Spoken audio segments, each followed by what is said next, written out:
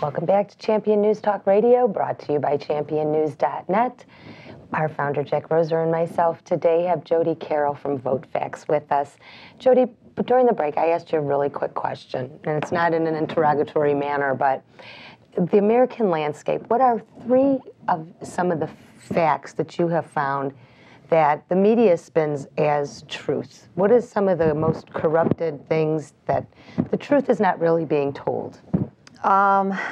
Maybe one of the biggest ones is spending and the history of spending, which you can go through votefacts.org, and it will take you through the entire history back probably 40 or 60 years around there of what has been the history of spending, what has been the history of revenues.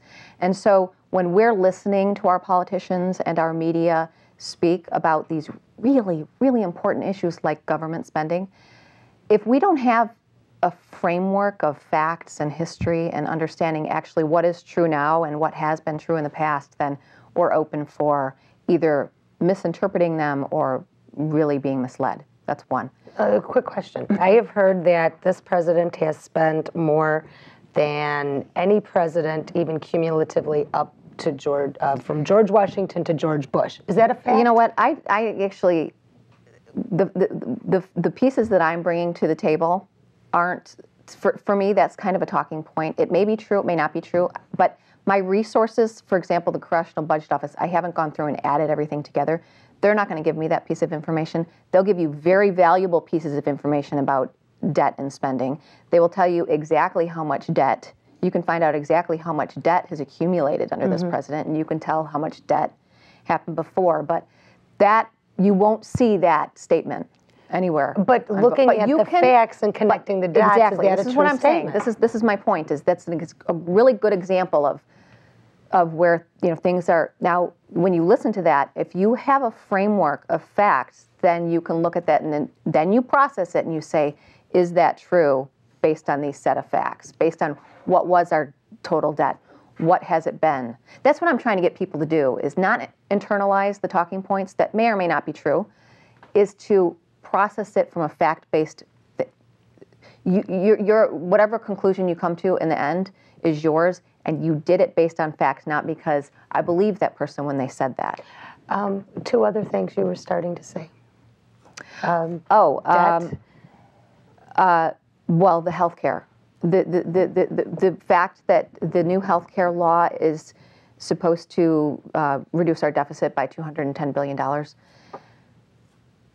And you will see this on votefacts.org, because I bring through some of the CBO and CMS reports, and in particular on this one it's CBO reports, but they will tell you how that is based on things not changing in a bill that is really going to be hard to sustain.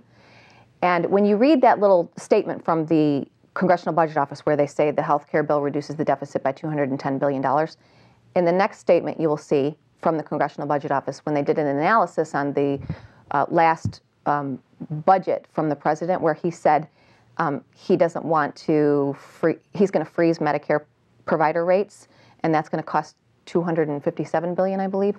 So there went the $210 billion. It's gone.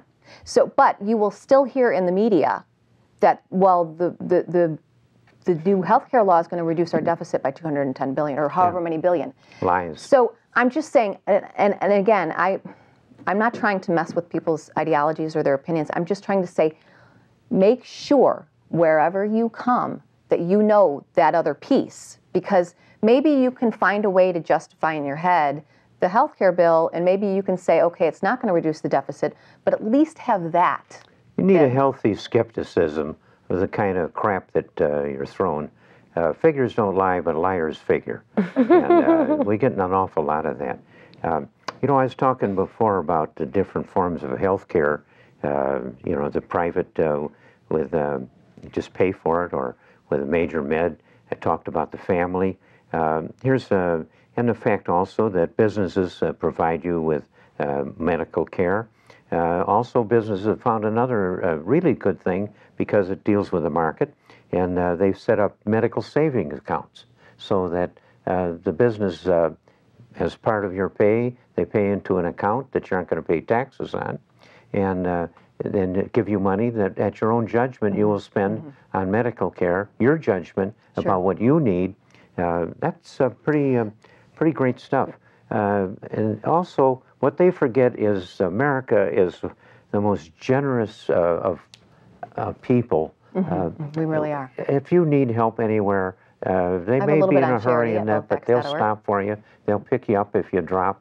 If you're a drunk on Madison Street, somebody will pull you into the Harbor Light Mission and give you 3 hots and a cot. If you're sick, you can go into any of these Catholic or Lutheran or Jewish hospitals that are charitable, and anybody can go in there and get treated for the most serious of things. And Obama mentions none of this. He pretends you got to go to the federal government to get treatment. Well, I, for one, I don't want my treatment determined by a bureaucrat.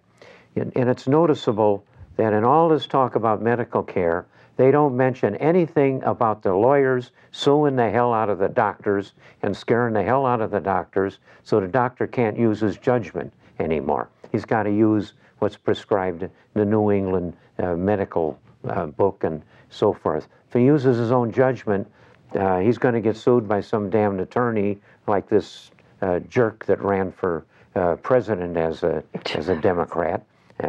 You see what his morals were. John Edwards. John Edwards, yeah. So I don't really want bureaucrats interfering with my personal care. Well, let me go back to, I was really looking forward to the healthcare debate.